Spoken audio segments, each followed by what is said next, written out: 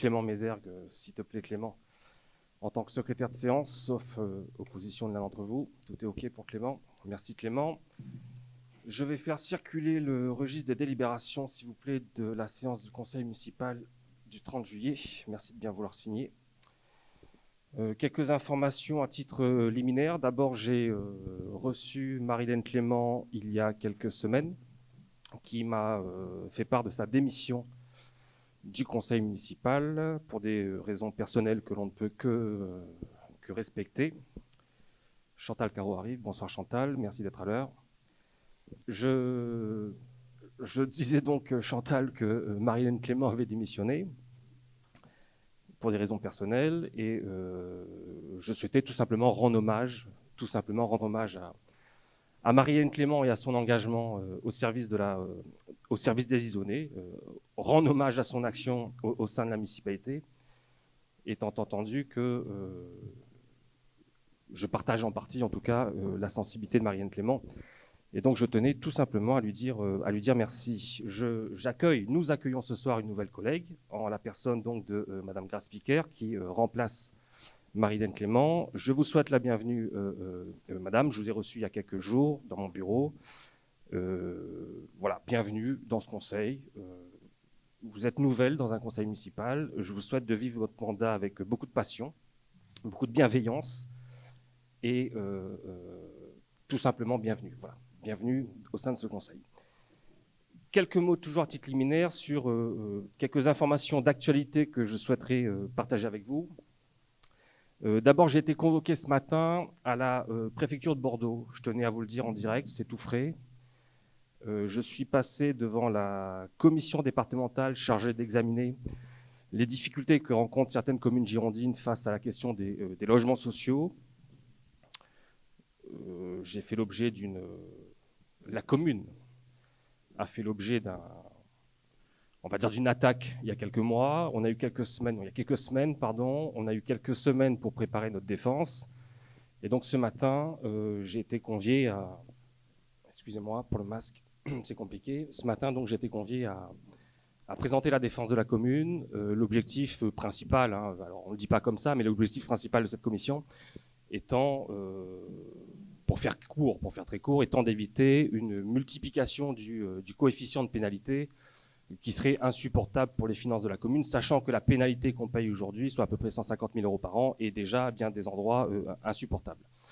Pour rappel, la loi fixe un objectif de 25% de logements sociaux sur Izon. À Izon, on doit avoir à peu près 2250 foyers, 2250 logements, résidence principale, donc vous faites 25% de 2250, et donc vous avez une idée de ce qu'on devrait atteindre en termes de logements sociaux à Izon. Évidemment, on y est très loin, on est à peu près à 7%.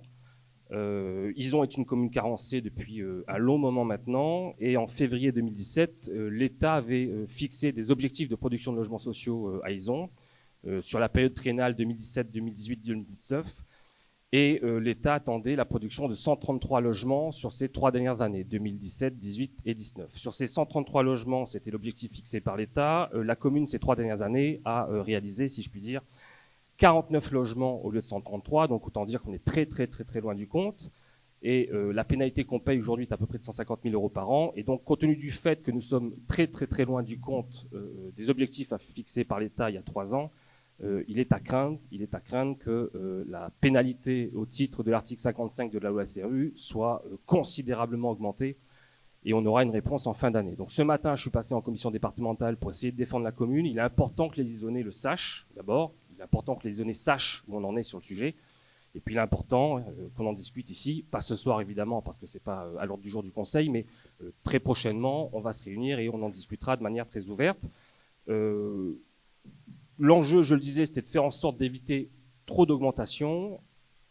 On aura la réponse en fin d'année. J'ajoute quand même pour information que j'ai eu connaissance il y a peu du nouvel objectif fixé par l'État pour la prochaine période triennale 2018, 2019, 2020. Compte tenu de ce qui n'a pas été fait ces dernières années et compte tenu du déficit, de la carence qui est la nôtre aujourd'hui, l'État attend 206 logements sociaux ces 3 prochaines années et 413 sur 6 ans. Cet objectif, je le dis tout net, cet objectif est, de mon point de vue, radicalement impossible à atteindre, en tout cas impossible à atteindre dans des conditions raisonnables. Sur la prochaine période triennale, là où l'État attend 206 logements, je me suis prononcé ce matin après avoir fait un rapide décompte forcément approximatif, parce il y a trop d'inconnus aujourd'hui pour avoir des certitudes en matière de production de logements ces 3 prochaines années. Mais de mon point de vue, en tout cas, et c'est ce que j'ai dit aux autorités préfectorales ce matin, de mon point de vue, sur les 3 prochaines années, à 100, 120, on serait à notre grand maximum. Et donc, on serait encore très très loin de l'objectif attendu par l'État. Je dis bien 100, 120 de mon point de vue, mais on pourra en discuter. On serait déjà au maximum de nos capacités, sachant que nous ne sommes pas dotés d'infrastructures à même d'absorber ce surplus de population, et que par ailleurs, il faut absolument préserver la cohésion sociale sur Izon, et il est évident que si on en accueille trop d'un coup, à n'importe quel prix, n'importe où, dans n'importe quelle condition, il est bien évident que cette cohésion sociale sera mise à l'épreuve. Je l'ai dit en toute transparence, je vous le dis, je l'ai dit ce matin aux autorités préfectorales. J'ajoute qu'on a une double difficulté supplémentaire à Izon, outre le fait qu'on n'ait pas fait grand-chose en matière de production de logements sociaux ces 15 dernières années. On a une double difficulté objective aujourd'hui. La première, c'est que nous n'avons pas de foncier constructible. On n'en a pas. On aurait pu en avoir. On avait prévu d'en avoir dans notre modification, dans notre projet de modification du PLU. Mais cet objectif qu'on s'était assigné en souhaitant modifier le PLU, cet objectif est loupé. Pourquoi? A été loupé. Pourquoi? Parce que l'ancienne majorité, en 2010-2012, n'avait pas grenélisé le PLU. Et faute de grenélisation du PLU, aucune étude environnementale n'avait été faite, pour des raisons sur lesquelles on reviendra peut-être plus tard, quant à savoir c'est quoi qui a justifié cette absence de grenélisation. Toujours est-il qu'on n'a pas grenélisé le PLU à l'époque, si bien qu'aujourd'hui, à chaque fois qu'on veut basculer des zones en zones constructibles, on est obligé de procéder à une étude environnementale, et la MRAE, qui est une autorité administrative indépendante, une autorité régionale, a censuré en quelque sorte notre projet de modification du PLU en considérant qu'il y avait potentiellement trop de zones humides sur Izon pour que les terrains visés puissent devenir constructibles. Et du fait de ce retocage, si je puis dire, par la MRAE, on perd tout le foncier qu'on souhaitait consacrer à la production de logements. Ce foncier, on le perd, et donc aujourd'hui, on est un petit peu tout nu, si je puis dire. Il nous reste certes quelques parcelles ici ou là sur lesquelles on pourrait peut-être porter quelques projets de manière raisonnable, mais il est hors de question de défigurer Izon et de mettre à l'épreuve la cohésion sociale à Izon. Donc première difficulté, pas de foncier constructible. Je l'ai dit en toute transparence ce matin, une fois encore, aux autorités préfectorales qui l'ont entendu, qui comprennent notre situation. Et la deuxième difficulté qu'on a, c'est qu'en plus de ne pas avoir de foncier disponible, on est confronté à un phénomène de division parcellaire, c'est-à-dire que des gens, légitimement quelque part, dans une logique individualiste en tout cas, je comprends cette tentation, des gens ont la tentation de diviser leur terrain pour le vendre, et je peux le comprendre d'un point de vue individuel, mais ces divisions parcellaires, et on s'en rend compte tous que ces divisions se multiplient et elles ont depuis des années. Pourquoi? Parce que le PLU, disons, était très libéral jusqu'à présent sur le sujet, trop libéral de mon point de vue. Ces divisions parcellaires font que le dénominateur ne cesse d'augmenter. Et donc on a beau faire comme on veut pour combler le numérateur, si le dénominateur dessous, il grimpe du fait des divisions, c'est comme remplir un seau percé. Et donc il faut absolument qu'on se dote, et on s'est doté avec notre modification du PLU, d'un outil pour freiner cette division parcellaire, mais on est encore loin du compte. Donc ces deux difficultés font que c'est encore plus compliqué à atteindre comme objectif, et je l'ai dit très clairement aux autorités préfectorales ce matin. La réponse de l'État nous parviendra en fin d'année. Pourquoi? Parce qu'après passage devant la commission départementale, la préfète de Gironde va rendre son avis au sujet de la commune d'Izon, va faire ses préconisations, et ensuite notre dossier, si je puis dire, va remonter au national. Et là, une commission nationale va examiner notre situation, et il ne faut pas exclure qu'on puisse bénéficier de la clémence, si je puis dire, de la commission départementale. Le rendez-vous de ce matin s'est plutôt bien passé, me semble-t-il. Ils ont entendu mes arguments, on a bien discuté, c'était plutôt intéressant de mon point de vue de maire. Mais il ne faut pas exclure qu'en dépit de cette clémence, peut-être, je l'espère, du niveau départemental, il ne faut pas exclure que le niveau national, lui, nous assomme. Et si le niveau national nous matraque, eh bien, ça veut dire que notre pénalité, au titre de l'article 55, va inévitablement être multipliée par combien, je ne sais pas, mais il va être inévitablement multiplié. Affaire à suivre, la réponse au niveau national, on devrait l'avoir en fin d'année. Je vous tiendrai informé en direct de l'évolution de ce sujet. il est bien évident que c'est un sujet structurant pour l'avenir, disons, structurant. Et c'est un sujet autour duquel il faut absolument qu'on s'accorde, j'insiste, en toute transparence. Je tenais absolument à vous en informer ce soir, puisque je suis passé devant cette commission ce matin. Premier point d'actualité, donc, sur lequel je souhaitais partager quelques informations avec vous. Je souhaiterais également revenir à titre liminaire, avant qu'on attaque l'ordre du jour, faire un petit point sur le contexte Covid-19, si je puis dire. D'abord, quelques mots sur la rentrée scolaire. Certains le savent, une commission s'est tenue, on a échangé, mais d'autres ne le savent pas. Et en tout cas, il y a plein d'isonnés qui nous regardent ce soir, j'espère. Très probablement ne le savent-ils pas. On a fait le choix avec Delphine et l'équipe, on a fait le choix d'être un peu plus exigeant que le protocole national. On a trouvé, lorsqu'on a pris connaissance du protocole sanitaire applicable aux établissements scolaires en début d'année scolaire, fin août, on a trouvé ce protocole, lorsque la version définitive du protocole est arrivée, on l'a trouvé un peu léger, on va le dire comme ça, et on a estimé qu'il était intéressant, en tout cas, dans le but d'assurer la continuité pédagogique, quel que soit le contexte, en tout cas dans le but de tout faire pour assurer la continuité pédagogique dans l'intérêt des enfants, on a fait le choix de diminuer les risques de fermeture totale de l'école en cas de cas positifs.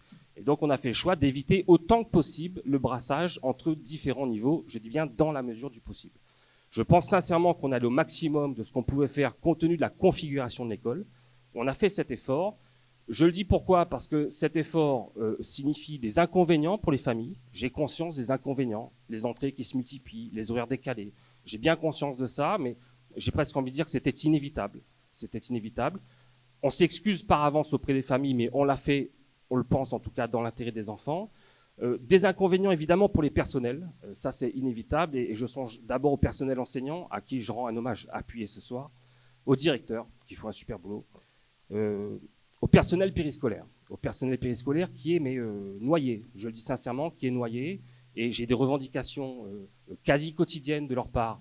Je m'en excuse tout le temps, on les prend en compte. C'est très compliqué, mais voilà, c'est le prix à payer. Je salue leur implication dans la continuité du service public.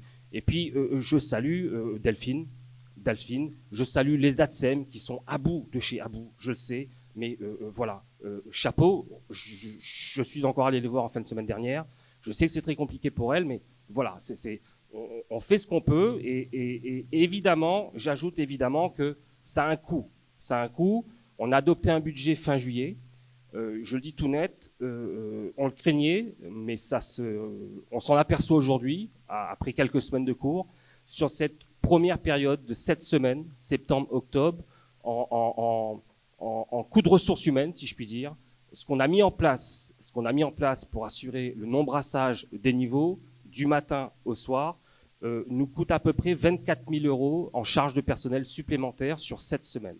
Ça veut dire qu'à ce rythme-là, vous voyez, faites un calcul, grosso modo, à ce rythme-là, on va finir l'année facilement à 40 000 de plus en charge de personnel, facile, voire très probablement davantage encore. Et donc, inévitablement, et j'espère que vous nous en tiendrez par rigueur, inévitablement, il va falloir qu'on adopte une décision modificative au sujet du budget. Quand on aura davantage de chiffres avant la fin de l'année, on se réunira et on fera le compte précis. Pour l'instant, c'est un estimatif, on manque un peu de recul, mais je l'annonce tout de suite. Le Covid et cet effort que nous faisons a un coût pour la collectivité. On l'assume et on sera conduit à en rediscuter très rapidement. Ça, c'était pour le volet école. Quelques mots maintenant sur le volet vie associative. Très rapidement, il y a eu un arrêté préfectoral, vous le savez, assez contraignant qui était pris par la préfète il y a quelques jours. Cet arrêté préfectoral, inévitablement, a un effet négatif sur la vie associative sportive en particulier. Et à titre d'exemple, les vestiaires sont fermés. Je le dis tout net, c'est pas la décision du maire ni de l'équipe municipale. Si le vestiaire est fermé, si les vestiaires sont fermés, c'est parce que la préfecture nous oblige à les fermer. Peut-être que cette mesure est un peu excessive. Chacun peut avoir son appréciation sur la pertinence ou pas de la fermeture totale des vestiaires, y compris un jour de match. Mais le fait est en tout cas qu'on n'a pas de marge de manœuvre sur le sujet. Vous voyez, l'arrêté préfectoral écrase le pouvoir de police du maire. Donc je n'ai aucune marge de manœuvre, je le dis tout net, pour rouvrir, ne serait-ce qu'à la marge, les vestiaires. Donc il ne faut pas nous en vouloir. Il ne faut pas en vouloir particulièrement à la préfète non plus. La préfète croit agir dans l'intérêt général. Je me mets à sa place, c'est pas simple. Mais en tout cas, voilà, c'est comme ça et on n'y peut absolument rien. On est sincèrement désolé d'avoir dû faire ce choix. Voilà. Puis j'ajoute enfin, toujours un élément d'actualité, qu'on avait longuement et durement travaillé sur les journées européennes du patrimoine. On avait, et en particulier Gilles Pruvot, Karine Largouet, Virginie Vidoretta et Fatia Bayel ont fait un super boulot, une super programmation. On a essayé d'être assez ambitieux en se disant, en sortie de Covid, on va essayer de faire un petit week-end sympa pour les familles. On avait un beau programme. J'ai fait le choix. On a discuté en commission, mais on a fait le choix de ne pas tenir cette journée européenne du patrimoine, souhaitant éviter autant que possible de prendre des risques qu'on pourrait éviter. Voilà. Donc, à titre de précaution presque, on a fait le choix d'annuler cette journée du patrimoine compte tenu de l'arrêté préfectoral.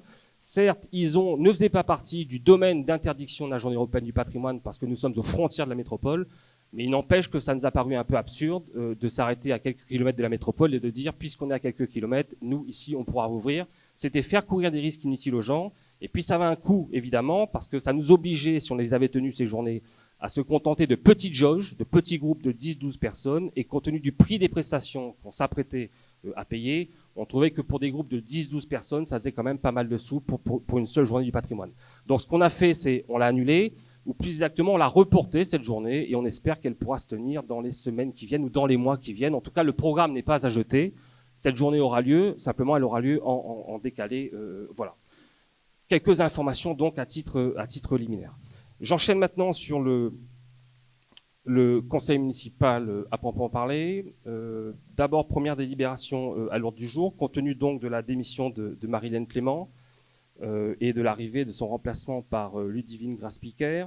Nous sommes obligés de procéder à une modification de la composition des commissions. Et en accord avec Ludivine Grasse-Piquer, Madame Piquer va récupérer, si je puis dire, la place de Marie-Hélène Clément dans les mêmes commissions. Vous êtes toujours d'accord, Madame Piquer? Et donc, ça donnerait grosso modo, vous seriez donc dans la commission animation, vie associative et culturelle à la place de Marie-Hélène et à la commission éducation, jeunesse et loisirs, toujours à la place de Marie-Hélène. C'est OK pour tout le monde, je pense. Je passerai le tout au vote juste après. J'ajoute qu'il convient également de... Non, le CCS, je le ferai après. Je me contente des commissions pour l'instant. Donc voilà, la proposition consiste tout simplement à remplacer Marie-Hélène Clément par Ludivine Grasse-Piquer dans ces deux commissions, la commission animation, vie associative et culturelle d'une part, et la commission éducation, jeunesse et loisirs d'autre part. Y a-t-il des oppositions? Qui est contre? Qui s'abstient? Très bien, je vous remercie. Deuxième question à l'ordre du jour. Toujours en lien avec la démission de Marie-Hélène Clément, la question de la modification des membres du CCS de la commune. Et là, si je puis dire, rebelote. Marie-Hélène Clément démissionne et donc on propose que Ludivine Grasse-Piquer, toujours en accord avec elle, remplace Madame Clément au sein du CCS. Vous êtes toujours d'accord, Madame Piquer? Qui est contre? Qui s'abstient? Très bien, je vous remercie. Troisième point à l'ordre du jour, la question de la modification des membres aux commissions administratives. Madame Marie-Hélène Clément faisait partie de la commission communale pour l'accessibilité aux personnes handicapées. On propose donc qu'elle soit remplacée par Madame Piquer. Tout le monde est OK? Très bien pour ce premier point. Et puis par ailleurs, il s'agit de désigner maintenant des membres de la commission de contrôle des listes électorales. Il faut commencer? D'accord, donc ça a changé, m'apprend-on. Oui, c'est ça, c'est l'ordonnance du 18 septembre 2019, d'accord, qui a modifié la composition de cette commission. Nous avons besoin de 3 membres de la liste Ensemble Vivons Ison et de 2 membres de la liste Au Cœur d'Ison pour appartenir donc à cette commission de contrôle des listes électorales. On a besoin, je le précise, de conseillers municipaux. C'est bien ça? Que des conseillers municipaux, pas d'adjoints et pas le maire. Donc parmi les conseillers municipaux de Ensemble Vivons Ison, s'il vous plaît, chers camarades, y a-t-il des candidats?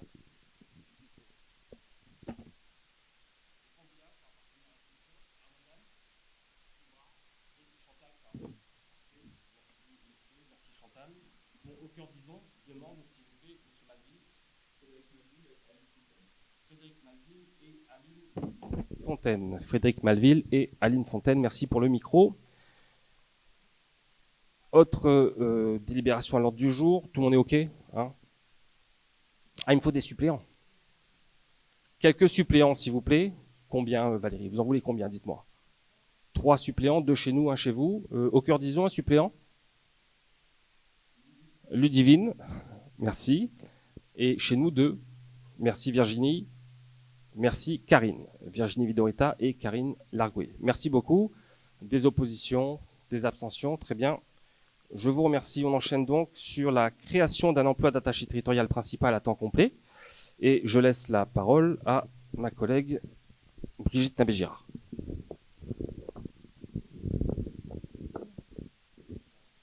Oui, il s'agit donc de créer, au tableau des effectifs un emploi d'attaché territorial principal à temps complet et de recruter la personne et ensuite de la détacher sur le poste fonctionnel de DGS. Cette procédure est une procédure assouplie. Nous avons suivi les préconisations du centre de gestion et lancé toute une procédure en interne avec information au sein du comité technique que nous avons donc fait revivre. La commission municipale ressources humaines, administration générale s'est prononcée favorablement. Et bien maintenant, ce soir, nous avons à concrétiser ce que nous avons pu dire lors de ces différentes instances pour que nous puissions avancer et donc procéder très très vite au recrutement, puisque la procédure nous permet en moins d'un mois d'avoir donc ce poste qui est fort nécessaire aujourd'hui.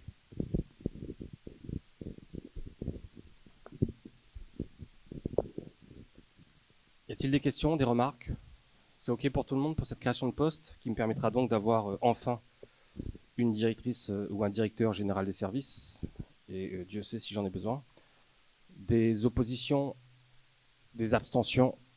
Très bien, je vous remercie pour cette unanimité sur cette création de poste. Je passe la parole à Gilles Bouey. Non, pardon, si c'est ça, Gilles? Oui. Je passe la parole à Gilles Bouey au sujet de l'attribution d'une subvention exceptionnelle à l'US Ison Rugby. Gilles, tu as la parole. Donc, subvention exceptionnelle de 3 500 € versée à l'USI Rugby. Plusieurs considérations, explications. On considère que le crédit total des subventions votées au budget primitif de fin juillet était de 45 000 €, donc il restait un delta de 5 000 €. On considère également que l'USI Rugby est à l'initiative de la création de son équipe Fagnon, l'URC 15, et c'était il y a un peu plus de 2 ans aujourd'hui. L'équipe senior elle est donc sous le nom URC, elle regroupe les communes de Ison, de Ambarès et de Saint-Loubès. On considère également qu'il y a eu un problème technique dans la non-attribution d'une subvention à l'URC. On considère également que vu la demande qui a été faite en bonne et due forme par rapport à l'URC, même si hors délai, on considère également, après réflexion, qu'avec les différents partenaires de l'opposition et les membres des comités directeurs de l'USI et de l'URC, il a été décidé de proposer au vote la délibération numéro 5, qui consiste à octroyer une subvention de 3 500 € à son équipe USI Rugby, qui est le club support de son équipe Fagnon, l'URC, et qui regroupe toutes les catégories de jeunes du club. Maintenant, charge à l'URC d'utiliser cette subvention exceptionnelle comme elle entend, et surtout comme son comité directeur le décidera. Voilà. Y a-t-il des remarques, des questions au sujet de cette subvention à l'US Ison? J'insiste, hein, l'US Ison Rugby, Gilles a commis une petite erreur. C'est pas charge à l'URC d'utiliser cette subvention comme elle lui semblera. Bien au contraire, c'est charge à l'US Ison Rugby d'utiliser cette subvention exceptionnelle comme bon lui semblera, soit en la versant à l'URC 15, soit en faisant ce qu'elle veut. Bref. Y a-t-il des questions peut-être du côté de, j'ose plus dire de l'opposition, pardon, du côté d'Au-Cœur d'Ison? Monsieur Malville, pas de questions, puisque vous étiez abstenu la dernière fois au sujet de subvention. Ouais, non, j'ai pas de questions. J'ai juste une remarque, déjà pour vous remercier de la subvention que vous allouez à l'URC. On en a longuement discuté. Je pense que c'est une subvention qui va servir à combler des déficits. Je pense que l'organisation des deux clubs va se réorganiser pour que l'an prochain, ça soit différent. En tout cas, au nom de l'URC, je vous remercie.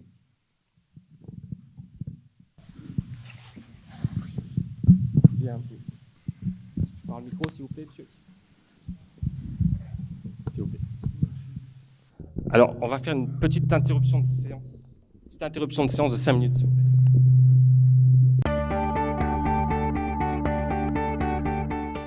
Ok, on reprend. Merci. Moi, j'avais juste une petite question concernant l'USI. On connaît les effectifs cette année par rapport à l'année dernière. Et la même chose pour l'URC.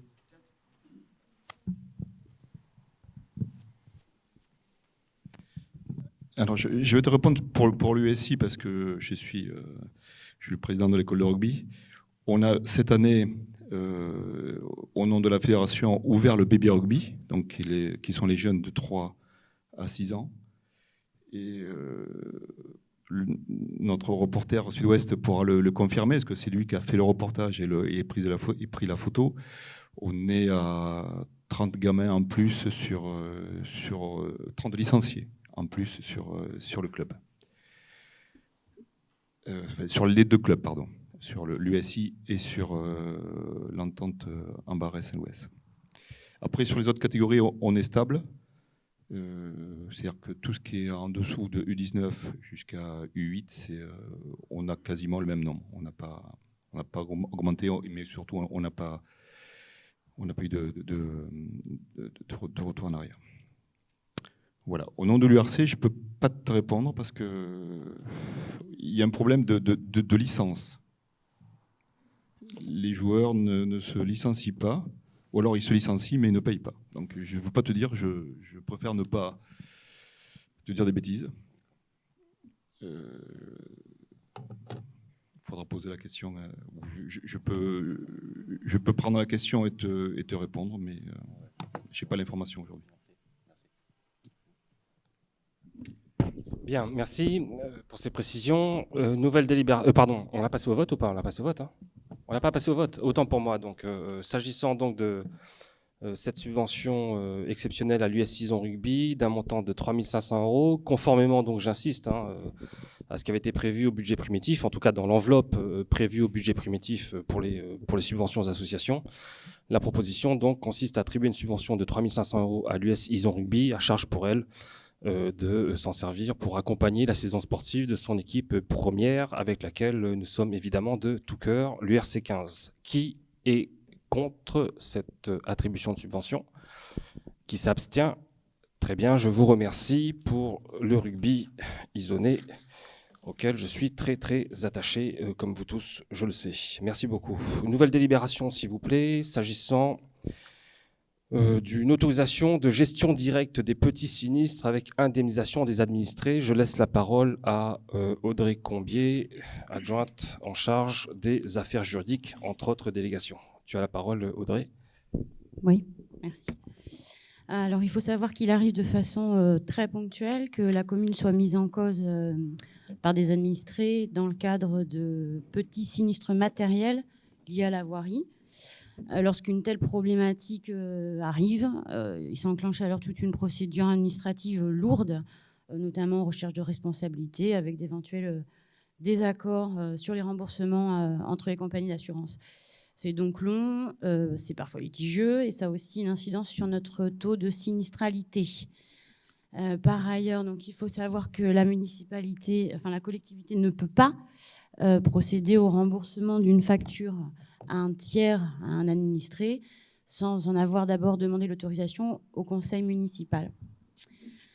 Donc, l'objet de cette délibération, c'est donc, il est proposé ce soir à ce conseil d'autoriser monsieur le maire à prendre pour l'avenir, dans le cadre de la gestion de ces litiges, toutes les mesures qui pourraient être utiles et nécessaires à la gestion de ces petits sinistres matériels, afin de pouvoir rembourser directement aux administrés leurs factures, et ce, donc dans la limite maximale de 800 € par sinistre. Bien entendu, l'étude de chacun de ces sinistres sera soumise à débat dans le cadre de la commission finances, afin que les membres de cette commission puissent étudier les différents éléments des dossiers soumis et donner leur avis sur le remboursement éventuel des factures aux administrés concernés. Bien, merci de cette présentation très très détaillée. Qui est contre? Qui s'abstient? Très bien, je vous remercie. Autre délibération relative à la fixation des tarifs réservés aux seniors, tarifs des ateliers informatiques qui sont réservés aux seniors. Après avoir débattu en commission finances, on a fait le choix de moduler ces tarifs de la manière suivante, non pas en fonction du quotient familial, puisque ça aurait peu de sens pour des personnes dites seniors de se caler sur le quotient familial, mais on a plutôt fait le choix de se caler sur les tranches d'imposition, et donc en fonction de la tranche d'imposition du senior, si je puis dire, le tarif varie. Pour les habitants de la commune, on fait une distinction d'abord entre habitants de la commune et habitants hors commune. S'agissant des habitants de la commune, les tarifs sont les suivants. Première tranche d'imposition, impôt inférieur ou égal à 1 000 €, le tarif sera de 90 € pour l'année. Sachant qu'il y a un atelier informatique par semaine à peu près, sauf erreur de ma part. Maryse Boucher n'est pas là ce soir, mais elle aurait pu me le confirmer, mais je crois que c'est à peu près ça. Un atelier informatique par semaine pour 90 € à l'année. S'agissant de la deuxième tranche d'imposition, impôt compris entre 1 001 € et 1 800 €, le tarif sera de 120 €, toujours pour l'année. Et pour la troisième tranche d'imposition, pour ceux qui ont un impôt supérieur à 1 800 €, le tarif sera de 150 € à l'année. J'ajoute immédiatement que jusqu'à présent, le tarif était de 150 € à l'année pour les seniors, quel que soit leur revenu, quel que soit l'impôt qu'ils payent. Donc on apporte une espèce de modulation en fonction de la tranche d'imposition d'administré, ce qui nous paraît plutôt conforme à une certaine conception de la justice sociale. S'agissant des habitants hors commune, rebelote, même distinction, première tranche, deuxième tranche, troisième tranche. Et là, les tarifs pour les hors communes varient de 140 € à 200 € l'année, en fonction donc de la tranche d'imposition. Voilà pour les tarifs que nous proposons pour ces ateliers informatiques à destination des seniors. Y a-t-il des questions, peut-être des interrogations, des remarques, des critiques, des doléances, des revendications, des corrections? Tout est OK. Je le passe au vote donc. Qui est contre cette fixation de tarifs modulés en fonction des tranches d'imposition? Personne. Qui s'abstient? Bien, cette fixation des tarifs est adoptée à l'unanimité. Je vous remercie pour nos seniors. Juste, ce n'est pas des tranches d'imposition, c'est de l'impôt. Les tranches d'impôt, autant pour moi, oui. Tranches d'impôt. C'est pas une tranche d'imposition. Oui, c'est l'impôt qu'on paye, c'est une tranche d'impôt. C'est effectivement pas une tranche d'imposition.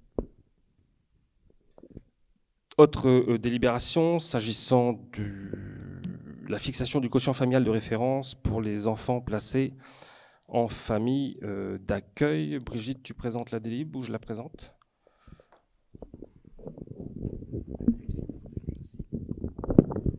Bien. Il nous a paru important de pouvoir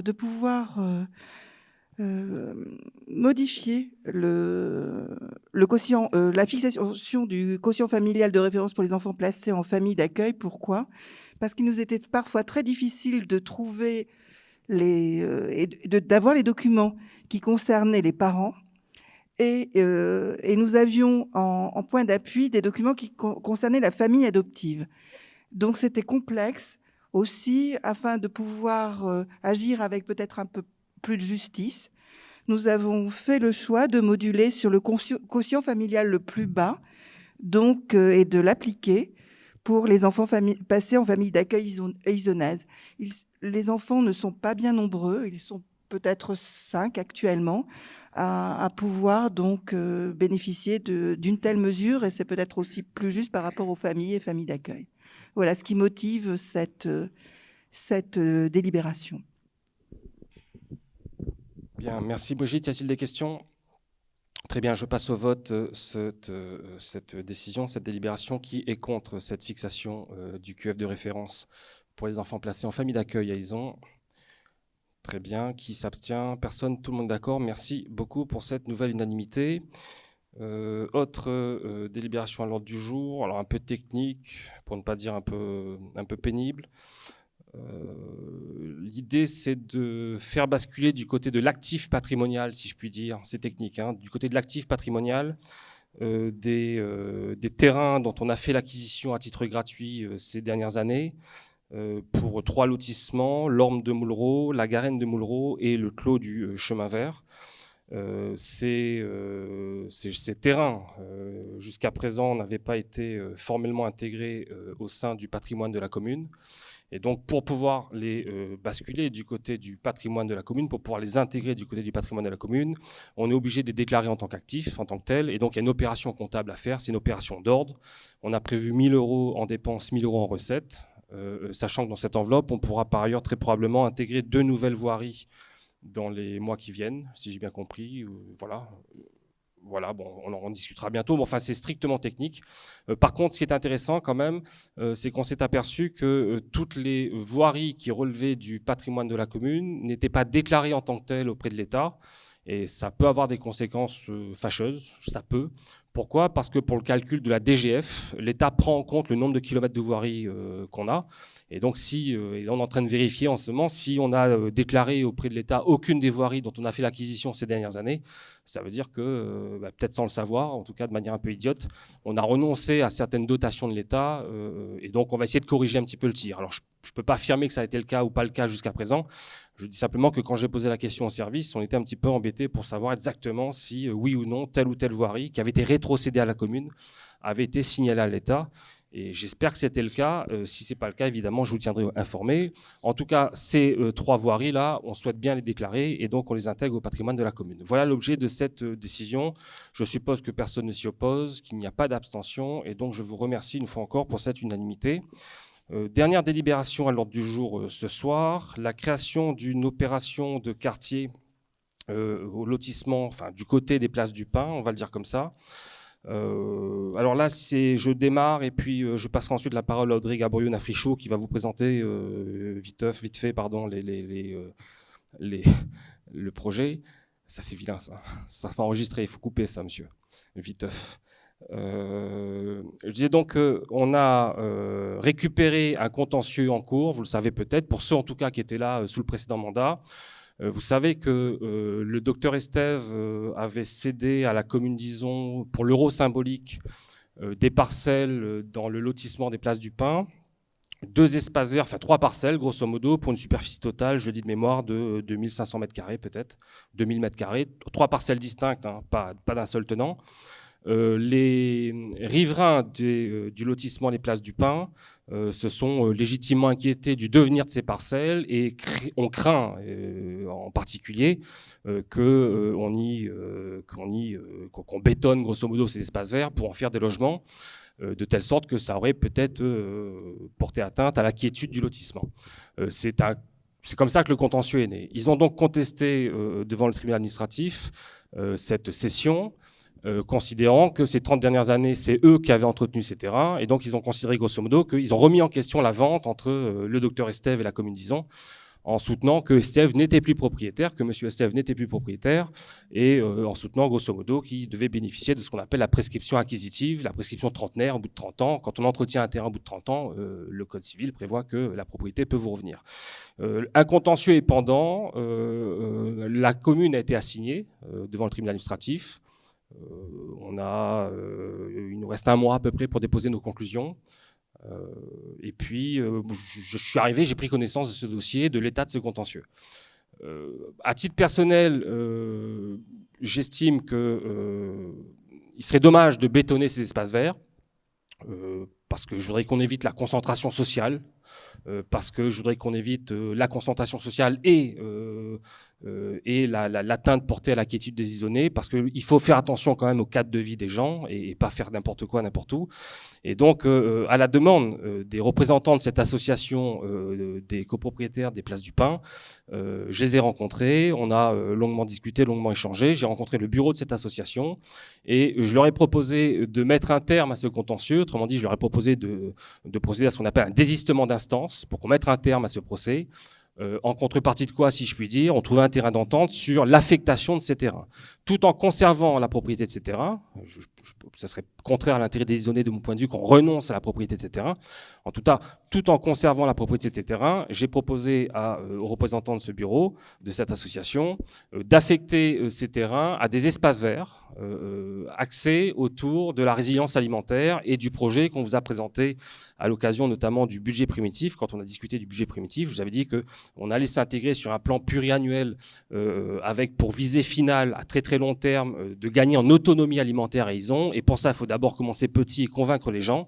Et donc, on va lancer une première opération. On a budgété, donc dans le budget 2020, cette opération. Audrey Gaboriou-Nafrichou va vous expliquer en quoi consistera cette opération, très simplement. Et l'objet de cette délib, c'est de choisir ce quartier des Places du Pin pour lancer un processus de co-construction, si je puis dire, visant à développer cette résilience alimentaire. Audrey Gaboriou-Nafrichou va vous expliquer le volet transition écologique. Moi, je me suis contenté pour l'instant à peu près du volet juridique, si je puis dire. Audrey, tu as la parole, s'il te plaît. Merci.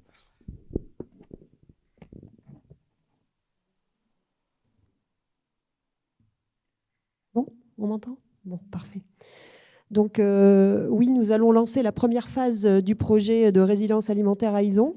Donc l'idée, c'est de mettre en place donc des jardins partagés en créant une dynamique sociale et avec une véritable mixité, consolidant également l'éducation à l'alimentation durable, saine et accessible à tous. Donc ce projet a plusieurs fonctions. La première fonction, c'est une fonction pédagogique, c'est-à-dire promouvoir les activités en lien avec le jardinage, l'environnement et la biodiversité, mais également l'écologie et le développement durable, pour au final apprendre à cuisiner le nourricier.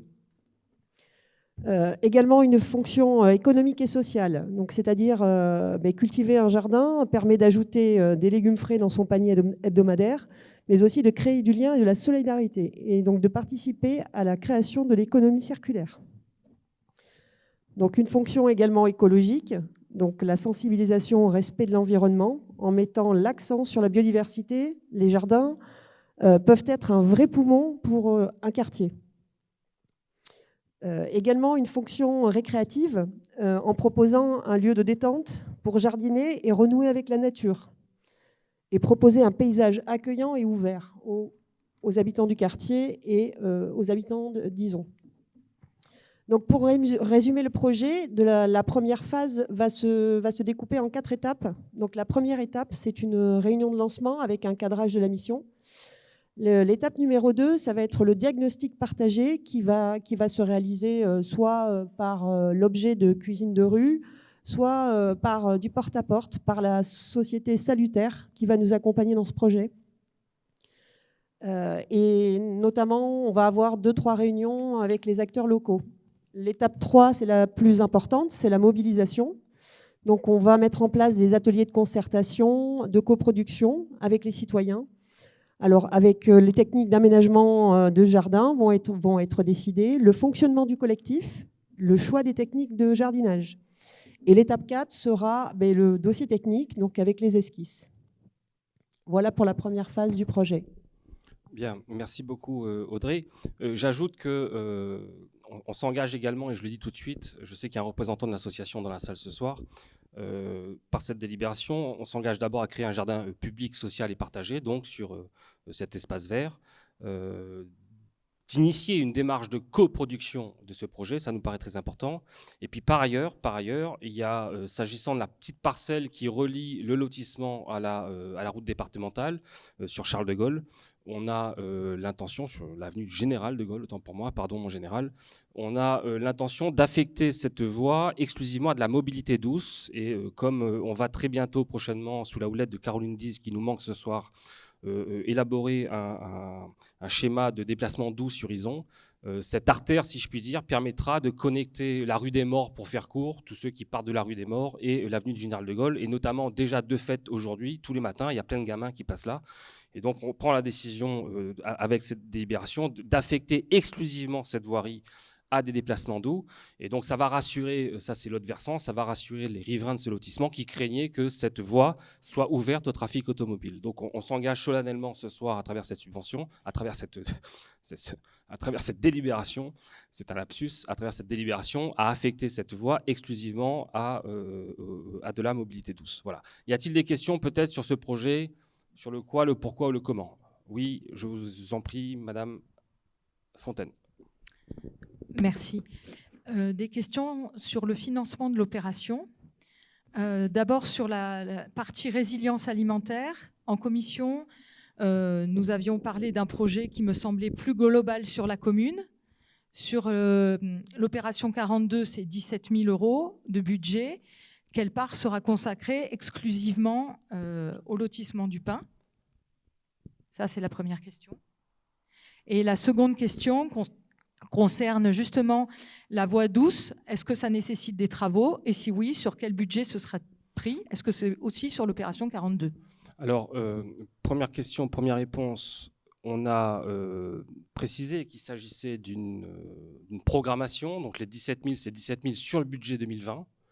Et une autre tranche arrivera en 21 et une autre tranche arrivera en 22.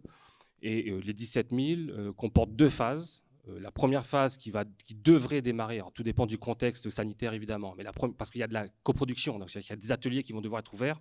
Il est évident que si on limite la jauge à 10, ça va pas être terrible en matière de participation. Mais en fonction du contexte sanitaire, on espérait en tout cas démarrer la première phase cet automne, avec des ateliers de cuisine de rue autour de l'école d'abord, et puis ensuite une démarche participative consistant à aller frapper, si je puis dire, aux portes des gens qui habitent dans un périmètre de 200 mètres autour des places du Pin, pour voir s'ils pourraient être intéressés par ce projet, avec des ateliers d'échange, de co-construction du projet, des ateliers pédagogiques, des ateliers cuisine, etc., etc.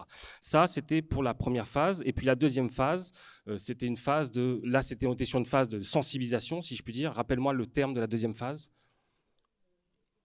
Non, mais c'est pas grave. La deuxième phase consistait grosso modo à commencer à mettre en œuvre les jardins partagés. Et ça, c'était toujours prévu sur cette enveloppe de 17 000. Sur ces 17 000 €, on va initier cette première phase et la deuxième phase du côté du lotissement des Places du Pin. Et puis par ailleurs, ça fait aussi partie du package, si je puis dire, on va également travailler sur les alentours de l'école pour pouvoir capter, si je puis dire, un public un peu plus en masse, si je puis dire. On suppose qu'en jouant sur la sensibilité des parents et des enfants à la sortie des écoles, il y a peut-être un petit coup à jouer pour faire notamment de l'éducation à une alimentation saine et durable. Et donc, ces 17 000 seront affectés sur ces deux premiers sites, sur l'année 2020 et le début de l'année 2021. Par la suite, donc, lorsqu'on discutera du budget 21, vous verrez apparaître une nouvelle ligne sur ce projet résilience alimentaire pour qu'on monte en puissance, si je puis dire, et ainsi de suite, grosso modo, jusqu'à 2024. Voilà, donc on aura l'occasion de rediscuter. Très sincèrement, on n'a pas encore de chiffres sur l'opération dans sa globalité. On a un objectif final, c'est de sensibiliser les gens et de commencer à gagner en autonomie alimentaire d'ici la fin du mandat. L'objectif étant de faire, disons, dans 15 ans, une ville autonome d'un point de vue alimentaire, objectif qui est très ambitieux. Si on ne commence pas comme ça, en essayant d'aller sensibiliser les gens de près, si on ne commence pas sur un mode participatif, je pense que c'est voué à l'échec. Donc on a ciblé ce terrain qui nous semblait bien, à plus d'un titre, et on ne va pas se contenter de ça. Deuxième question, s'agissant de la voie verte, pour l'instant, il n'y a rien à faire, donc il n'y a pas de travaux de prévus. Pourquoi? Parce que l'allée peut déjà être empruntée par des vélos et par des piétons. À terme, on verra ce qu'on fait de cette allée. Le fait est que cette allée est quand même assez large. D'ailleurs, certains avaient songé y faire une voie à double sens, ouverte à la circulation routière. Le fait est que cette allée est quand même très longue et assez large, et donc on pourrait, pourquoi pas imaginer, y compris sur cette bande, vous voyez, quelques jardins partagés qui permettraient peut-être de toucher davantage ceux qui habitent du côté de Général de Gaulle, de l'avenue Général de Gaulle, vous voyez, qui pourraient passer par cette allée et qui seraient en quelque sorte attirés par cet espace végétalisé. Mais pour l'instant, en tout cas, sur cette allée, pour répondre à votre question, s'agissant des mobilités douces, on n'a rien prévu. Alors, je dis on n'a rien prévu. J'exagère un tout petit peu. Il y a aujourd'hui 2 barrières en béton qui sont dangereuses. Il faudra les bouger un peu, sécuriser probablement, mais on n'a rien prévu que des travaux en régie, si je puis dire. Voilà, rien de massif. D'autres questions peut-être sur ce projet, sur cette opération?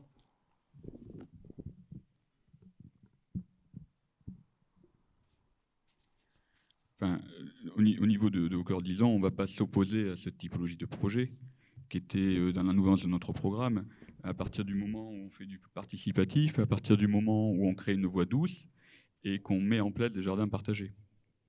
Ce qu'on demande juste, c'est que la commission qui s'occupe du cadre de vie du développement urbain aurait peut-être pu travailler sur ce projet avant le Conseil. Voilà. Puisque le cadre de résilience, ce qui nous a fait peur quand on a commencé à regarder, en fait, nous, pas le projet en lui-même, c'était les 17 000 € de résilience. C'est-à-dire, puisqu'en commission, il avait été présenté une étude globale sur l'intégralité de la commune, et là, on se retrouve sur un point fixe de la commune. Mais là encore, si c'est un programme, je veux dire, sur 3 ans ou 4 ans, c'est pas très grave. Donc ça nous rassure. En fait. Mais alors, du coup, c'est quoi qui ne va pas, que je comprenne?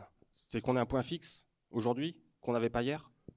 Non, j'ai juste dit que ce qu'on aurait aimé, c'était que le travail se fasse en commission de présentation de cette typologie de projet, c'est tout. D'accord. Audrey, je t'en prie. Donc, ça a été présenté. Le seul facteur qu'on n'avait pas à ce moment-là, c'était le site pilote. Et donc, le site pilote a été déterminé par cette conjoncture-là. Le projet a bien été présenté en commission, si je comprends bien, dans sa globalité. Il n'y a que le site qui n'a pas été ciblé en commission, pour cause il n'existait pas à l'époque. C'est un effet de conjoncture, c'est en raison du contentieux qu'il y a et de la volonté qu'on a eue de mettre un terme à ce contentieux que ce site nous est apparu comme étant un site opportun, adéquat, pour commencer à poser la première pierre de ce projet. En tout cas, le projet en soi, c'est bien ce qui me semblait, a bien été présenté en commission. Je n'y étais pas, mais tu confirmes que le projet en soi, dans sa globalité, a été présenté en commission. Il n'y a que le site pilote qui n'était pas encore déterminé à l'époque. Mais j'insiste pour dire qu'il a été présenté et discuté en commission. Mais je ne reviens pas sur... nous n'avions pas compris que nous pensions que l'étude de résilience se faisait sur l'intégralité de la commune. Et nous n'avions pas compris en commission que ça se faisait sur un point précis. C'est tout. Maintenant, vous nous avez expliqué pourquoi, et je trouve que c'est une très très bonne chose de le faire à cet endroit-là. Je suis d'accord avec vous de préserver cet espace vert qui est dans un lotissement et qui est très sympa et qui peut effectivement servir à tous les gens qui habitent autour, y compris aux habitants du lotissement, sous une forme de jardin partagé ou d'autres ateliers. Donc voilà. Notre réaction, c'était juste de dire... Il y avait 17 500 € de mis à l'opération 42. Est-ce que c'est pour toute la commune ou juste ce site? C'est sur ce site-là. Voilà. Merci. Non, je tiens à préciser, ce site-là est un site pilote du projet. Donc d'autres jardins partagés vont naître au fur et à mesure du projet. J'ai bien compris, il n'y a absolument aucun problème. On est sur un site pilote et quand on va établir le prochain budget sur 2021 et les autres années, il y aura d'autres sites qui seront pris sur la commune et aujourd'hui on est sur un pilote. Mais nous, notre défaut de compréhension peut-être, c'était de se dire on fait l'étude sur toute la commune et en fait on fait l'étude sur un point. Voilà, c'est tout. Bien. Y aurait-il d'autres questions, peut-être d'autres interrogations sur ce site pilote qui s'inscrit donc dans un projet plus global sur plusieurs années et peut-être même, j'espère, plusieurs mandats? Pas de questions? Bien. Je soumets donc cette délibération au vote. Qui est contre la création de cette opération du quartier des Places du Pin? Et j'insiste pour dire qu'on affecte, je le redis solennellement, on affecte, à travers cette délibération, on affecte les 2 parcelles d'espace vert à des espaces partagés, publics, à caractère social, à vocation alimentaire, 1. Et 2, s'agissant de la parcelle qui fait la jonction entre le lotissement et la départementale, on affecte solennellement ce soir cette parcelle à exclusivement de la mobilité douce. C'est-à-dire qu'on s'engage tous ce soir, ceux qui voteront cette délib ce soir, s'engagent à ce qu'il n'y ait pas de circulation ouverte aux automobiles sur cette parcelle. Donc qui est contre cette opération? Qui s'abstient? Très bien, je vous remercie pour cette belle unanimité. On termine ce conseil municipal par des questions qui ont été envoyées par M. Malville au nom de son groupe Au Cœur d'Ison. M. Malville a envoyé à Valérie Delannoy hier en fin de journée, 2 questions. Monsieur Malville ou d'autres, je vous laisse la parole pour exposer vos questions. En effet, nous avons hier, au nom du groupe, j'ai procédé à l'envoi de 2 questions. Je vais vous lire les questions, comme ça au moins ça sera clair. Depuis le dimanche 13 septembre 2020, notre groupe est interpellé par de nombreux citoyens isonnais, résidant pour la plupart à proximité de la rue de la Grave. Les remarques des résidents portent essentiellement sur l'installation d'une antenne relais dans ce quartier. Nous, ainsi que les citoyens, sommes très surpris de votre démarche. Lors de la campagne électorale, vous avez promis un mandat participatif, commission extra-municipale, comité de quartier. Un premier dossier d'ampleur, potentielles conséquences sanitaires et économiques, vient d'être validé par votre adjoint chargé de l'urbanisme sans aucune concertation avec les habitants du quartier. Qu'en est-il de ce dossier? Que comptez-vous faire pour y mettre fin? Et quelle procédure en interne comptez-vous mettre en place pour éviter à nouveau un tel couac? Je vous laisse répondre et j'enchaîne après sur la deuxième question ou... Bon. C'est comme vous voulez, M. Malville. Vous enchaînez ou comme vous voulez, c'est vous qui voyez. C'est plus facile de mettre fin au débat si j'enchaîne après sur la deuxième question. J'ai pas compris. Non, mais on traite d'abord celle-là et puis je pose la deuxième. Très bien. C'est une question connexe, la deuxième, mais c'est comme vous voulez. J'enchaîne la deuxième. Lors de la création de la page Facebook, donc en fait la deuxième question, c'est l'utilisation de la page Facebook de la mairie. Lors de la création de la page Facebook de la mairie d'Izon, nous avions émis le souhait d'utiliser celle-ci pour mettre en avant des Izonais, en diffusant des informations objectives, pour annoncer des événements de notre commune et pour informer les habitants de façon immédiate. Et je sais que les Izonais appréciaient cette page qui montrait les activités de la vie communale et associative. Jamais nous n'avons utilisé la page pour dénigrer l'opposition ou comme moyen de propagande. Or, mercredi 16 septembre, une tribune politique a été diffusée de la part du groupe majoritaire. Première question, allez-vous offrir à notre groupe les mêmes moyens de communication? Deuxième question, quelle est votre politique concernant l'utilisation de la page Facebook de la mairie? Bien, merci M. Malville pour vos questions. Première question, qu'en est-il de ce dossier? On a répondu sur la page de la mairie avec des informations objectives et précises. J'ai personnellement toujours été opposé à l'installation d'une antenne à cet endroit. J'ai pris connaissance le 9 septembre de mémoire de ce dossier. Sur le coup, on m'a dit c'est pas possible que quelqu'un ait signé, et on s'est aperçu rapidement au bout de 2 heures que Thierry Dubreuil avait malencontreusement signé cette non-opposition à travaux. C'est pas un permis de construire, c'est un arrêté de non-opposition à déclaration de travaux. J'ai immédiatement alerté Thierry Dubreuil. Je lui ai d'abord demandé des explications, accessoirement. Et puis, j'ai immédiatement alerté les services de la CALI en leur disant qu'il était hors de question qu'il y ait une antenne à cet endroit. J'ai très rapidement pris contact, bien avant vous, avec des Izonais qui étaient concernés par ce projet, et je leur ai dit en toute transparence la vérité, toute la vérité, rien que la vérité, en leur précisant que à leur place, je ne m'en contenterai pas et j'irai plus loin. Et donc je les ai fortement encouragés, pour ne rien vous cacher, je les ai fortement encouragés à constituer un collectif visant à empêcher l'installation de cette antenne. Et je leur ai dit, on se reverra très bientôt s'agissant du volet juridique, sachant que entre-temps je m'étais renseigné, et d'un point de vue juridique, c'est un dossier compliqué. On pourra échanger directement hors caméra, si vous voulez, sur les arguments juridiques. Comprenez que je n'ai pas envie de donner d'arguments juridiques ce soir publiquement à la partie adverse. Mais il est bien évident que c'est un dossier très compliqué pour une raison très simple, c'est que le législateur, dernièrement, de manière la plus objective possible, à travers un cavalier législatif, ce qu'on appelle un cavalier législatif, c'est-à-dire en gros, sous la pression des lobbies, très probablement, il y a un amendement qui a été proposé. L'amendement est passé alors qu'il n'avait strictement rien à voir avec l'objectif premier de la loi, mais il y a un cavalier législatif qui est passé et qui a été voté par une majorité que vous appréciez, je crois. Et cet article 62 de la loi Elan, aujourd'hui, de fait et de droit, facilite l'installation des antennes relais, et notamment squeeze tout ce qui concerne les processus de consultation, d'information préalable du maire, etc., etc., etc. Et donc, en fouillant un petit peu, je me suis aperçu que cette loi Elan, en quelque sorte, verrouillait le processus et donc rendait d'autant plus difficile la bataille juridique. Pour autant, j'y ai pas renoncé. Ça, c'était entre le 9 et le 12. Le 12, je suis allé trouver donc le jour de la journée zéro déchet, et tout ce qui était écrit là peut être vérifié auprès des gens concernés. Je suis allé m'expliquer auprès des gens. Je les ai incités à constituer un collectif et à ce que l'on se rencontre très prochainement. Et puis en lisant, enfin non, même pas en lisant, parce que vous le savez, je ne suis pas sur les réseaux sociaux, mais on m'a rapporté, suite à quelques jours après, ça devait être le 15 ou le 16, on m'a rapporté effectivement que on se faisait allumer sur les réseaux sociaux, c'est de bonne guerre, tout particulièrement par Au Cœur d'Izon, qui nous reprochait vous l'avez dit, une absence de participation, une absence de concertation, quelque chose de caché, je ne sais plus ce que j'ai lu, un permis de construire signé à la va-vite.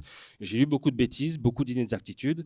Il n'y a pas de permis de construire, une fois encore, ce n'est pas un permis de construire. Concertation, pour que les gens se concertent, pour concerter les gens, il faut être au courant du projet. Je n'étais pas au courant du projet, donc il m'était difficile de lancer un processus de concertation si je n'étais pas au courant d'un projet. C'est évidemment pas un projet porté par la mairie, c'est un projet porté par un opérateur privé qui s'est foutu de la gueule de la mairie, disons-le très clairement. En tout cas, moi, c'est comme ça que je le prends. Et au cœur de l'été, un 20 août, en allant, voilà. Donc, je suis évidemment très embêté, et je le confesse en toute transparence, je suis très embêté, mais une fois encore, quelle qu'ait été la décision prise cet été par l'administration municipale, il est toujours difficile de lutter contre ce genre d'installation. Je le répète, pourquoi ? Parce que juridiquement, voilà, juridiquement, c'est solide en face. Voilà. Donc, je n'ai rien d'autre à ajouter que sinon que ce que j'ai déjà écrit. On va tout faire donc pour répondre à votre question. Que comptez-vous faire pour y mettre fin ? J'ai mis les services juridiques de la CALI sur le sujet. Alors je dis rien sur les services de la CALI, mais vous comprenez que on aurait pu être alerté en amont quand même par les services de la CALI, et on n'a pas été alerté en amont, mais d'aucune manière, à ma connaissance en tout cas, d'aucune manière on a été alerté par les services de la CALI. Il faut se mettre à la place d'un adjoint au maire, en tout cas d'un adjoint au maire comme Thierry Dubreuil, qui est vraiment à l'ouvrage matin et soir, 7 jours sur 7, et qui est sur 2 fronts en même temps. Peut-être qu'il est sur trop de fronts, ça c'est un autre sujet, on en discutera, mais entre lui et moi tranquillement, entre nous. On ne va pas exposer là ce soir sa charge de travail, mais mettez-vous 2 minutes à la place de Thierry Dubreuil. Thierry Dubreuil, très probablement le 20 août, je ne sais pas, ça devait être un vendredi, un jeudi, j'en sais rien. Il est arrivé et en très peu de temps, il doit prendre connaissance d'un certain nombre de dossiers, certainement, trop peu de temps, c'est une évidence. Et d'habitude, les déclarations préalables de travaux, ce sont des garages, des piscines ou des vérandas. Je caricature un tout petit peu pour que vous compreniez. Ça a été validé par les services de la CALI. Quand on lui soumet la signature, c'est validé par les services de la CALI. Donc il a toute confiance dans les services techniques de la CALI. Et je le confesse, il y a eu une petite légèreté de sa part. C'est-à-dire qu'à mon avis, il a trop fait confiance au service et c'est pas suffisamment enseigné sur le dossier. Ça, je le confesse, je le reconnais, c'est une erreur d'appréciation. Est-ce que ça justifie un procès en absence de démocratie participative ? Très sincèrement, c'est de la mauvaise foi. En tout cas, c'est de la mauvaise foi une fois qu'on a tous les éléments de fait du dossier. On peut le soutenir à la limite au départ en pensant qu'on était averti, qu'on le savait, mais une fois que je vous dis que j'ai pris connaissance du dossier début septembre, vous voyez, me reprocher une absence de participation, une absence de concertation avec les riverains concernés, franchement, je peux pas l'entendre, c'est tout simplement faux. Vous pouvez le soutenir si vous voulez, mais il me semble que c'est tout simplement faux. Soutenir qu'on a accordé un permis de construire sans se renseigner, là c'est juste inexact, c'est-à-dire qu'il n'y a pas eu de permis de construire une fois encore, il y a juste une absence d'opposition à déclaration de travaux, ce qui est tout autre chose. Ça veut dire que ce n'est pas le même contrôle, ce ne sont pas les mêmes normes qui s'appliquent, ça n'a rien à voir. Vous voyez, une fois encore, les déclarations de travaux, ce sont vraiment des choses mineures. C'est une ouverture de fenêtre, une véranda ou que sais-je. C'est pas, ça concerne rarement une antenne relais. Est-ce qu'il y a une légèreté de la part de Thierry Dubreuil ? Je le pense. Est-ce qu'il y a une légèreté de la part de l'adjoint à l'urbanisme ? Je le pense, mais très sincèrement, je ne le lâcherai pas, Thierry Dubreuil, parce que, j'ai confiance en lui, il a toute ma confiance, il la conserve. 2, je connais peu d'élus dans l'histoire d'Ison qui est autant mouillé la chemise que Thierry Dubreuil, et donc pour ça, il a toute ma reconnaissance. Et 3, par tempérament, je lâche pas les miens. Voilà, Thierry Dubreuil fait partie de notre équipe, on est avec Thierry Dubreuil, on a commis une bêtise collectivement, il a commis une légèreté, je vais le dire comme ça, on l'assume collectivement. Une fois encore, arrêtez de non-opposition, signer ou pas, j'insiste, le problème est le même, le problème serait le même. Le problème de fond, c'est un problème juridique. Le problème de fond, c'est un problème de législation applicable. Et la législation applicable aujourd'hui, indiscutablement depuis novembre 2018, c'est un fait, facilite l'installation des antennes relais. Je poursuis avant que vous me posiez des questions, s'il vous plaît, Monsieur Malville. Que comptez-vous faire pour y mettre fin ? Alors, j'ai mis le service juridique de la CALI sur le coup. Les services juridiques de la CALI me disent, Monsieur Delaunay, un arrêté de non-opposition à déclaration de travaux, par tradition, un maire peut toujours retirer cet arrêté. C'est ce qu'on appelle le retrait d'un arrêté de non-opposition à déclaration de travaux. Ça, c'est comme ça depuis que le droit de l'urbanisme existe. D'accord ? Le législateur a introduit une exception. Une exception. Dans l'histoire du droit de l'urbanisme, le législateur a introduit une exception. Un cas pour lequel il est impossible de retirer un tel arrêté, un seul cas. C'était en novembre 2018, c'est le législateur, loi Elan, et c'est l'article 62 dont je vous parlais tout à l'heure, qui interdit désormais de retirer un tel arrêté, lorsqu'il s'agit d'une antenne relais et que pour les antennes relais. Cette exception a été introduite à titre expérimental jusqu'à, je le dis de mémoire, 2022. Ça veut dire que juridiquement, aujourd'hui, je ne peux pas, après m'être renseigné, après avoir tout fait pour pouvoir le faire, juridiquement, aujourd'hui, à ma connaissance, en tout cas à l'heure où je vous parle, après un dernier échange avec les services juridiques de la CALI, je ne peux pas, à l'heure qu'il est, de mon point de vue, retirer cet arrêté. Ça veut dire que cet arrêté, pour le contester, il reste une seule voie, c'est la voie contentieuse. Cette voie contentieuse, je ne peux pas, bien évidemment, l'initier. Cette voie contentieuse, il revient aux riverains concernés de l'emprunter. Je les y encourage. On va se revoir très vite. Je leur ai dit. Donc je les y encourage. Et s'agissant des moyens qu'ils pourraient soulever, je vous ai dit tout à l'heure que j'ai vécu cette opération avant tout comme un, comment dirais-je, j'allais être grossier. Je pense qu'ils se sont foutus de nous. Je pense que l'opérateur en question s'est foutu de nous. En tout cas, il me semble que l'opérateur n'a quand même pas satisfait à une obligation que lui impose la loi. Quand même, une petite obligation que lui impose la loi, c'est de déposer un dossier d'information écrit à la mairie dans le mois qui précède sa demande de déclaration de travaux. Ça, il ne l'a pas fait. Est-ce que cet argument pourra servir à ceux qui s'en peignent aujourd'hui pour obtenir l'annulation de cet arrêté? Je le leur souhaite. Voilà, on fouille, on cherche l'argument juridique, on espère bien qu'il y en aura un. Et par ailleurs, je n'exclus pas de convaincre en direct l'opérateur en question de renoncer à son opération pour un problème d'acceptabilité sociale.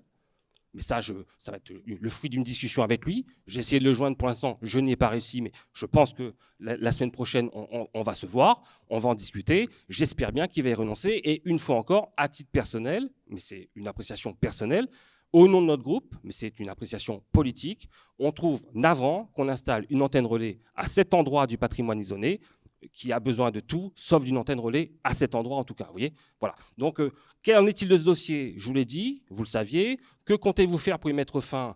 Je viens à peu près de vous dire ce que je compte faire pour y mettre fin, mais j'en saurai plus dans les jours qui viennent et on aura l'occasion d'échanger. Quant à votre troisième question, quelle procédure en interne comptez-vous mettre en place pour éviter à nouveau un tel couac? Très sincèrement, ce qu'on va mettre en place s'agissant des procédures internes au groupe, a priori, ne regarde que le groupe. On en discutera. Thierry Dubreuil n'est pas là ce soir, vous voyez, pour en discuter avec nous. Et je salue Thierry Dubreuil. On en discutera tranquillement avec Thierry Dubreuil, à tête reposée.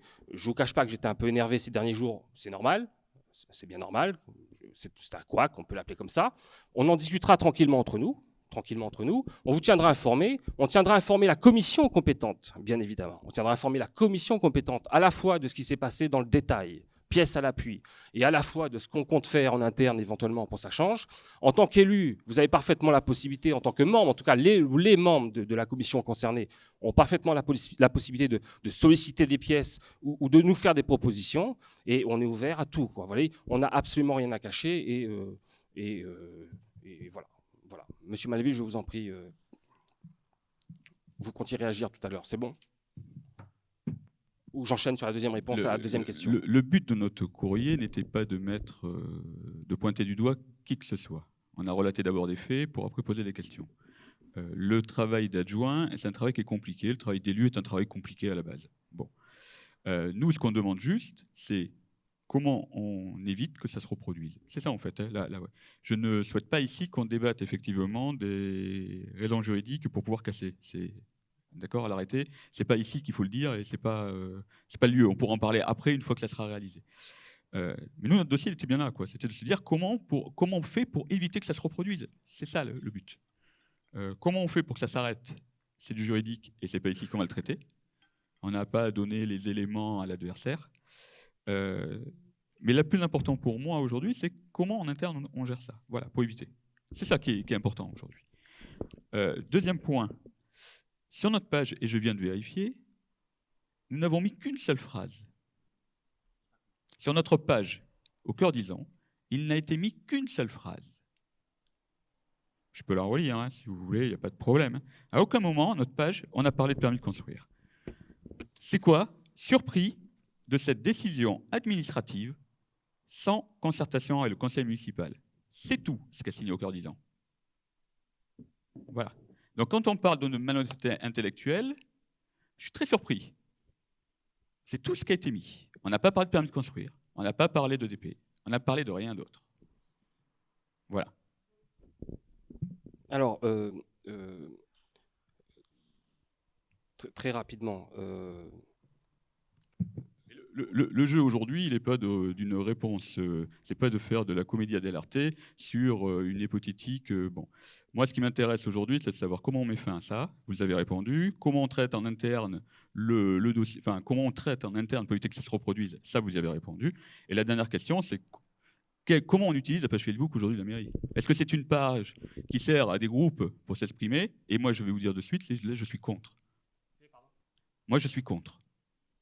Voilà. Vous êtes contre quoi? Le contre qu'on utilise la page de la mairie pour que des groupes, majoritaires ou minoritaires, puissent s'exprimer. Vous plaisantez là, M. Malville. C'est ce que vous avez fait ces 6 dernières années. Attendez. Trouvez-moi à quel moment on l'a fait. D'accord. Là, vous venez de dire quelque chose, prouvez-le. Oui, d'accord, je le prouverai. Alors, prouvez-le maintenant. Oui, tout de suite. Alors, tout de suite. Vous dites sur la page d'Au cœur disons une phrase ou voilà. Bon, j'écris quoi, Monsieur Malville? J'écris inexactitude, d'accord. Vous écrivez malhonnêteté intellectuelle. Tout à fait. D'accord. J'écris. Et je reviens. Ce 16 septembre. Vous accusez Malville, encore de choses qu'on n'a pas. Tout le temps. Je parle. Prenez la parole après et vice versa, mais c'est pas possible. Sinon, on se comprend pas, on s'entend pas et c'est ridicule. Ce 16 septembre, nous apprenons qu'une partie du groupe politique Au cœur disons. Nous apprenons qu'une partie du groupe politique Au cœur disons instrumentalise ce sujet afin d'en tirer profit. L'opposition municipale fait ce qu'elle peut avec ce qu'elle a. C'est normal, c'est bien. Méfiez-vous toutefois de ce qu'ils écrivent. Ce n'est pas toujours vrai, ni honnête d'un point de vue intellectuel. Je vise donc une partie du groupe politique Au cœur disons. Bon. Jérémy Berrier, qui était sur la liste Au cœur disons. Jérémy Berrier, qui était sur la liste Au cœur disons. Pardonnez-moi, je n'ai pas la date précise, mais enfin, vous la retrouverez. Jérémy Berrier, peut-être le 16 septembre, ou le 15 septembre, le 14 septembre, me dit-on. Gilles est sur les réseaux. Moi, je ne suis pas sur les réseaux sociaux. Mais on m'apporte des propos de Jérémy Berrier qui s'exprime, j'insiste, au nom du collectif Au cœur disons. C'est écrit, le collectif Au cœur disons. D'accord. Donc, il s'exprime au nom du collectif Au cœur disons, qui était sur votre liste, Au cœur disons. Et donc, qui fait donc partie, de mon point de vue en tout cas, du groupe politique Au cœur disons. Écoutez, Jérémy Berrier écrit, alors, des extraits. Une antenne de radiotéléphonie de 30 mètres rue des Gabots va être montée prochainement pour améliorer le service 4G des abonnés de X. Permis de construire signé sans aucune difficulté, donc c'est une première inexactitude. Il n'y a pas eu de permis de construire, je le répète, permis de construire signé sans aucune difficulté, aucune négociation, aucun voisin averti, aucune communication, c'est intolérable. Bon, dommage de faire des pages, je cite juste des extraits, pas tout parce que ce serait trop long et indigeste. Dommage de faire des pages sur l'écologisme, c'est très très laid l'écologisme, et les projets verts sur notre commune, et de voir cela au bout de quelques semaines. Bon, excusez-moi, mais là, vous voyez, il s'exprime au nom du groupe politique Au cœur disons, pardonnez-moi, il était sur votre liste et il signe au nom du groupe politique Au cœur disons, ben, pardonnez-moi, là j'ai à la fois des inexactitudes et une malhonnêteté intellectuelle. Inexactitude, je vous ai expliqué pourquoi, et malhonnêteté intellectuelle parce qu'on ne peut pas honnêtement nous reprocher intellectuellement de ne pas avoir organisé une concertation des habitants sur ce sujet quand on n'était pas au courant. Enfin, il faut être sérieux, quoi. On ne peut pas lâcher ça comme ça. Donc, oui, Monsieur Malville, j'insiste. La page Facebook, pour revenir à votre question, la page Facebook de la mairie, c'est la page Facebook de la mairie. La mairie est tenue par une majorité dans le cadre d'une politique municipale. Pour reprendre vos termes, oui, Monsieur Malville, sur la page de la mairie, on diffuse des informations objectives. Pour annoncer les événements de notre commune, oui, on le fait, et à mon avis, on le fait mieux que vous. Merci Audrey Combier. Et pour informer les habitants de façon immédiate, oui, on le fait. Et là, c'est ce qu'on a fait. On a informé les habitants de manière immédiate, puisque, comme vous le savez, les gens ont parlé entre eux. Sur les réseaux sociaux, on trouvait tout et n'importe quoi. La preuve avec ces déclarations de votre ami Jérémy Berrier. Et donc, on a fait qu'ils répondent. Est-ce qu'il s'agit d'une tribune politique? Monsieur Malville, on est à la tête d'une mairie. On fait une politique municipale. Les informations qu'on y diffuse sont des informations de politique municipale.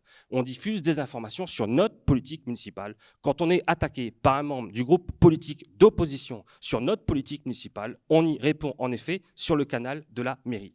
Vous avez la possibilité, M. Malville, pour répondre à votre question, et j'en finirai par là, vous avez la possibilité, M. Malville, puisque vous demandez d'offrir à votre groupe les mêmes moyens de communication, vous avez la possibilité, M. Malville, de poster une réponse de votre groupe Au Cœur d'Ison sur la page Facebook de la mairie. Vous n'avez jamais été censuré, vous ne le serez jamais tant que vous respecterez les personnes. Donc oui, M. Malville, vous avez déjà ces moyens de communication, on n'a pas besoin de vous les offrir. Et quelle est votre politique concernant l'utilisation de la page Facebook de la mairie? Ma politique concernant la page Facebook de la mairie, c'est strictement l'utilisation politique que vous avez fait de la page Facebook de la mairie ces 6 dernières années. Et c'est tout. Donc, vous me trouverez, depuis ces 6 dernières années, à quel moment on a dénigré l'opposition. Et cherchez bien, hein, parce que nous étions 3 à fournir les éléments de la page Facebook, et je peux vous dire que vous allez pouvoir chercher. Je vous remercie, M. Malville. Sur ce, l'ordre du jour est épuisé. Je vous remercie de votre attention. Je vous souhaite une très belle soirée et à très bientôt. Je vous embrasse tous. Ciao, ciao.